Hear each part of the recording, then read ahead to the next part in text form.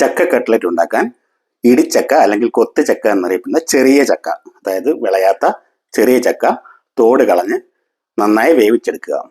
അതിലേക്ക് ഉപ്പും മിക്സ് ചെയ്യുക വേവിക്കുമ്പോൾ. ഇത് നമ്മളൊരു മിക്സിയുടെ ജാറിലിട്ട് നന്നായി പേസ്റ്റ് പരുവത്തിൽ അരച്ചെടുക്കുന്നു.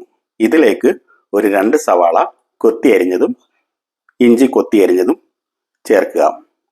എന്നിട്ട് ഇത് നന്നായി കുഴച്ചെടുക്കുക.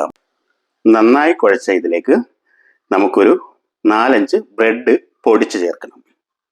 ബ്രെഡ് സാധാരണ കടയിൽ നിന്ന് കിട്ടുന്ന വൈറ്റ് ബ്രെഡ് ചേർക്കുക. നന്നായി പൊടിച്ച ശേഷം ഇത് നേരത്തെ തയ്യാറാക്കി വെച്ചിരിക്കുന്ന പേസ്റ്റിലേക്ക് ചേർക്കുക. ആവശ്യത്തിന് കറിവേപ്പിലയും ഈ സമയത്ത് നമുക്ക് ചേർക്കാവുന്നതാണ്.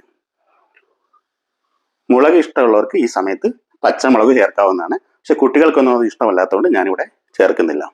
ഇനി നമ്മൾ ഒരു കവർ റസ്ക് എടുക്കുക. റസ്ക് നമ്മൾ ഒരു മിക്സിയുടെ ജാറിലിട്ട് നന്നായി പൊടിപ്പരുവത്തിൽ അടിച്ചെടുക്കുക.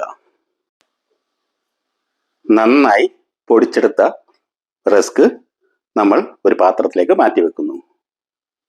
അതിനുശേഷം നമ്മൾ നേരത്തെ തയ്യാറാക്കി വച്ചിരിക്കുന്ന ചക്കയുടെ പേസ്റ്റ് കട്ട്ലറ്റിൻ്റെ രൂപത്തിൽ ഓരോന്നായി എടുത്ത് റസ്കിൻ്റെ പൊടിയിൽ മുക്കിയെടുക്കുക. നന്നായി പൊടിഞ്ഞിരിക്കണം റസ്ക്, എന്നെങ്കിലേ അത് നന്നായി ഒരു ക്രിസ്പി ഫീലിംഗ് കട്ട്ലറ്റിന് വരികയുള്ളൂ. അതിനുശേഷം നമുക്ക് ഇത് എണ്ണ തിളപ്പിച്ച് അതിലേക്ക് ഇട്ട് കഴിഞ്ഞാൽ കട്ട്ലറ്റ് റെഡി.